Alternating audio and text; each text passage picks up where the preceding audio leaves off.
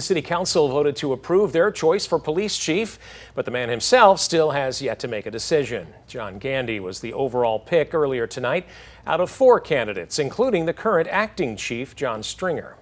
Way 31's Alexis Scott was at the City Council meeting where it was almost a unanimous vote. Alexis. Yeah, just behind me, you can see these doors actually lead to the City Council chambers.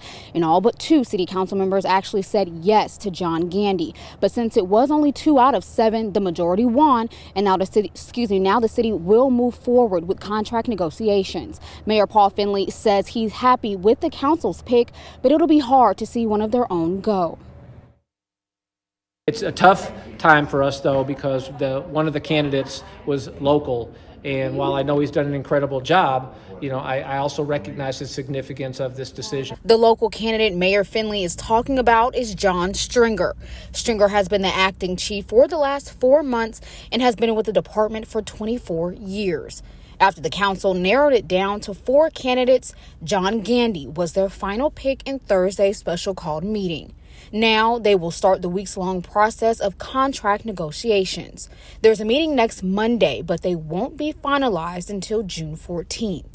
Moving expenses, on time frame of when they would be able to come to the city of Madison, on salary. So there's multiple things that we must accomplish. We can't get that done by next Monday. All of the candidates are from out of state except Stringer, but Mayor Finley says don't count him completely out just yet. Mr. Stringer had told me long before how excited he was to have the opportunity, but win, lose, or there would be no draw, he was going to be fully in the city of Madison doing whatever he was asked to do to continue to move this department forward. Now, like I said earlier, Gandy has now been approved by City Council, so all he has to do is say yes. And once he does that, he will have his official appointment on June 14th. Reporting live in Madison, Alexis Scott, Way 31 News. Happening now, attorneys for convicted murderer and Huntsville police officer William Darby are working on his appeal. This as the city finally addresses questions about why he's still on the payroll and how much his defense is costing taxpayers. Thursday, City Attorney Trey Riley told Way 31 Huntsville has paid just over $89,000 in legal fees for Darby so far. That's out of $125,000 allocated. He said the money comes from the legal department's budget. Darby was placed on paid administrative leave following his conviction for the shooting death of an armed suicidal man, Jeffrey Parker. The city says that's part of due process for all government employees until a formal disciplinary hearing is held. One was scheduled for next week, but was put on hold when Darby's employment status changed to accrued leave with pay. The city attorney says the hearing will be rescheduled when his leave status changes again. As the community deals with Darby's conviction, we talked to Huntsville Civic Group members about their next steps in seeking police reform. And it comes just a day after it broke off talks with Huntsville Mayor Tommy Battle. The Rosa Parks Day Committee says it will no longer discuss policing with Battle, and that's because of his support for Darby in the days following his conviction. The committee wants Darby's conviction to be a catalyst for change so this never happens again. They told us they plan to formally reach out to the U.S. Department of Justice. It's so they can look into the Huntsville Police Department. We reached out to the mayor's office to learn his plans moving forward. We'll let you know what he has to say as soon as we hear back. Today we heard from the company working with Huntsville Police to develop better responses to mental health crisis. Officers can now bring patients to Wellston Behavioral Health, where they can stay for as long as 7 days, depending on what kind of care they need. Patients will be treated by nurse practitioners and psychiatrists. Wellstone is building a new $10 million facility to house the Crisis Diversion Center. Temperatures have been on the warmer side again today, but it gets even hotter in the coming days. This evening we've been cooling down nicely. 69 degrees our current temperature at the airport in Huntsville. It's a mostly clear sky. Light winds still out of the east-southeast at 5 miles per hour. Take a look here across the Way 31 Storm Tracker early warning radar network. As you would expect, it's nice and quiet at each one of our 3 radars, Muscle Shoals, Decatur, and Gunnersville. We are not picking up any rain right now, and heading out the door tomorrow morning. Certainly you won't need the umbrellas, but grab the sunglasses again. 65 degrees by 7 a.m. By 8 o'clock, we are in the upper 60s. We'll be as cool as really low to mid 60s waking up tomorrow morning. Now, I want to give you an idea of what to expect for highs tomorrow. 87 degrees. It is going to be a little bit breezy, not windy like the past couple of days, like today included, but we will keep that wind out of the southeast 5 to 15 miles per hour. Loads of sunshine from start to finish. That sunshine carries over into the weekend, and the potentially first kind of really hot streak of weather, that first heat wave of the season, looks like it may start on Saturday. So I'll be tracking that for you coming up in just a few minutes. Quiet weather like this gives you a chance to prepare for severe weather down the road. Stay safe when storms threaten by having multiple ways to get alerts. In addition to a weather radio, the Way 31 Storm Tracker weather app provides emergency alerts, real-time updates, and live access to the Storm Tracker early warning radar network. Stay ahead of severe weather by downloading the Storm Tracker weather app today. Tonight, we are getting a look inside an Albertville apartment damaged from an early morning fire. 7 people are without a home. 1 man was arrested for interfering with police and fire responses. Way 31 Sierra Phillips met with family members who escaped those flames. I woke up to my mom and my sister screaming, and I didn't know what was going on. Right now, JC Wills and her family are safe thanks to moving quickly to escape a fire that started just across the hall. Most of their things are destroyed. You're taking a look at pictures taken inside their apartment. Inside is just absolutely horrible. I mean, you can't tell what's what. Will's apartment is just above me on the top floor. I want you to take a look at how serious that damage is. Police say the fire started over here in the apartment of the man they arrested. Gregory Ballou was arrested for obstructing law enforcement. Police say he was under the influence at the time of his arrest. While the cause of the fire is under investigation, 7 people are picking up the pieces. The couches are disintegrated, everything, the whole ceiling is on the floor. There's wires and there's like stuff that was in the wall. All of that's just like everywhere. Reporting in Albertville, Sierra Phillips, Way 31 News. No one was hurt. That fire was put out in less than 30 minutes. Huntsville police say they haven't made any arrests after officers broke up an illegal gambling operation. It happened in the 2900 block of Pike Avenue. Officers seized 24 gambling machines from the business. The department says arrests could be on the way, but it's unclear who's involved or what charges they might face. The department says the investigation is ongoing. The North Alabama music community lost one of its brightest stars today. Swampers drummer Roger Hawkins died this afternoon in Sheffield. Hawkins played for the legendary Muscle Shoals rhythm section. You've almost certainly heard his work alongside the iconic voices of Aretha Franklin, Percy Sledge, and countless others. These pictures were sent to us by Muscle Shoals Sound Studio. They call Hawkins, quote, a generous man who loved family, friends, and his fellow musicians. Hawkins was 75 years old. A Huntsville nonprofit is helping kids speak up for themselves. How you can help too. NOAA's Climate Prediction Center says we are in for another big hurricane season. Why damaging storms could be so devastating this year. And we'll take our own look at the tropics coming up in just a few minutes. But right now it's a quiet night across North Alabama. I am tracking what's in store for us for the next 7 days when it comes to that heat coming up. Coverage you can count on. You're watching Way 31 News at 10. With Dan Schaefer, Naja Sherman, Chief Meteorologist Kate McKenna, Sports with Lyndon Blake, and the Way 31 Storm Tracker Early Warning Radar Network.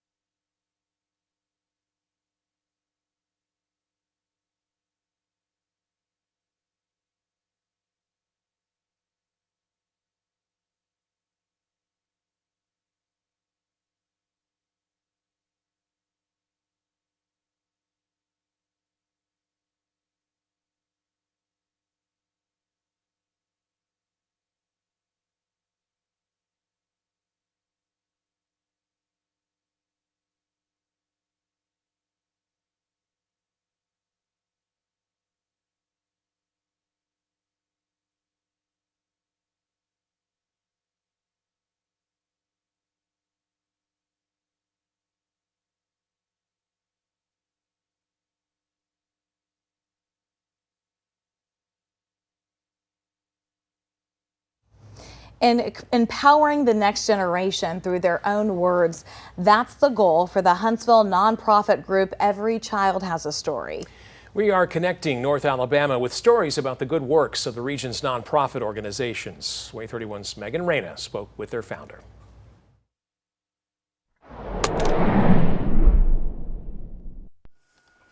Speaking up has never been a challenge for Beverly Jones Durr. It is really good. I was never shy. I'm still not. Vote smart.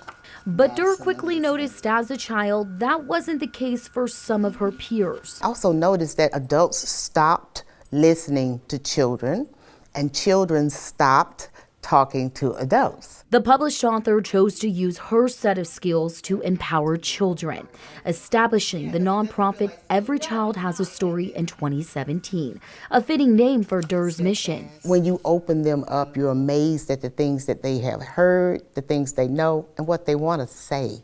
Through workshops, kids develop public speaking, writing, and entrepreneurship skills. And then once they built their confidence, we started learning how to put those ideas and dreams and thoughts into words, and those things blossomed books. 22 children from the program are published authors, and 4 times a year, a magazine is released with their stories, but not without some help internationally. I immediately resonated with its mission. Not even a 10.5-hour time difference will get in the way of 16-year-old Chinmayi Chinuri. She's from India and is the editor of the magazine. After all, they are the future generation. She found out about the nonprofit online after searching for virtual volunteer opportunities. Just looking and foreseeing the impact that my magazine would have when it's released, I think it's just wonderful to think about, and it's, again, a pushing factor for me. And with the help of technology, the nonprofit offers virtual programs across the nation, but it's also expanding in a different way back home.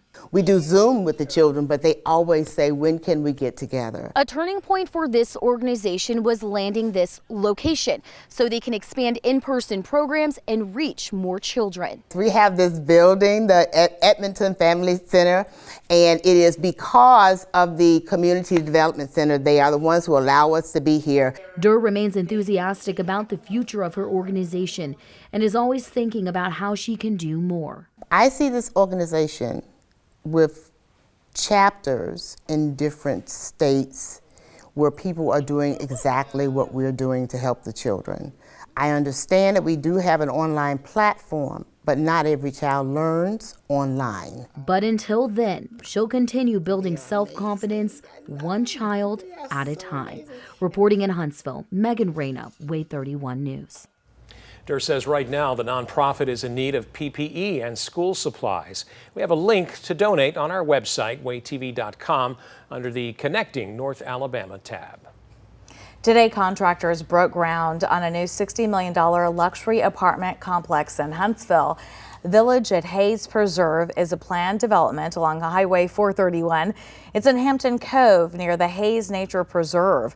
Residents will enjoy a clubhouse, saltwater pool, and even an on-site nature trail. Construction is expected to wrap up in 2023, but residents will be able to move into the first units next year.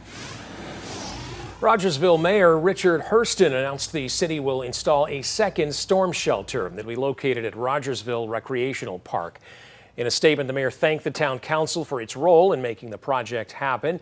He said adding this additional storm shelter will improve the quality of life for the community. NOAA's Climate Prediction Center says we're likely in for another active hurricane season. The center predicts there will be between 13 and 20 named storms this year. 6 to 10 will become hurricanes, and between 3 and 5 will strengthen to major hurricanes.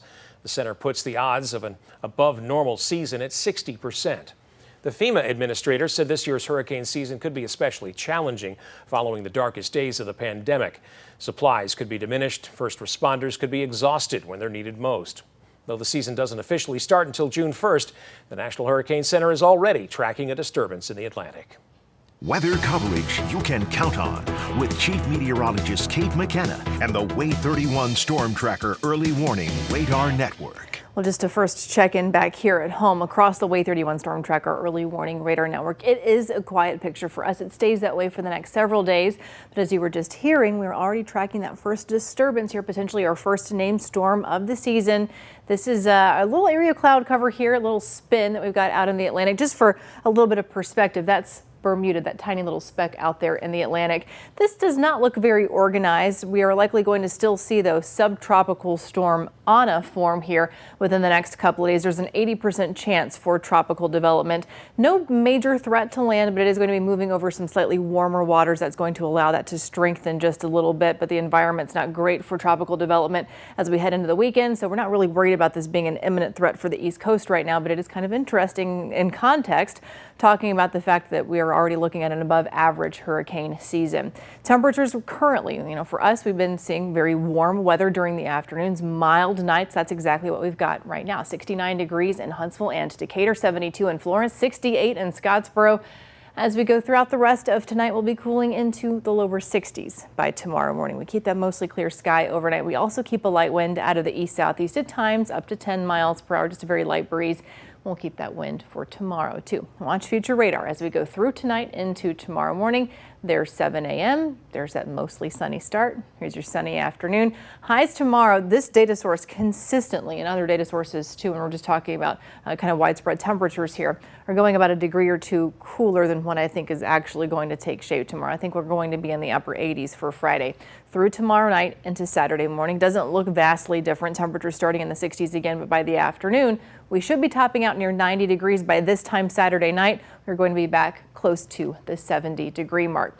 Just to give you a heads up, if you're planning on maybe hitting the lake early for the weekend or even through the weekend, this will hold true.